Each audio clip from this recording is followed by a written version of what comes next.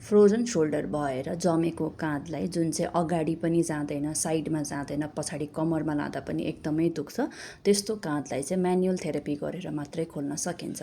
Manual therapy भनेको फिजियोथेरापिस्टले नियन्त्रित रूपले मोबिलाइजेसन टेक्निकहरू युज गरेर तपाईँको जोइन्टको क्याप्सुललाई तन्काउँदै जाने हो र यसरी जोइन्टको क्याप्सुल बिस्तारै तन्किँदै गएपछि मात्रै तपाईँको हातहरू खोलेर टाउकोभन्दा माथि जान थाल्छ र पछाडि कम्मरसम्म पनि लाँदाखेरि दुखाइ रहित पछाडि जान थाल्छ।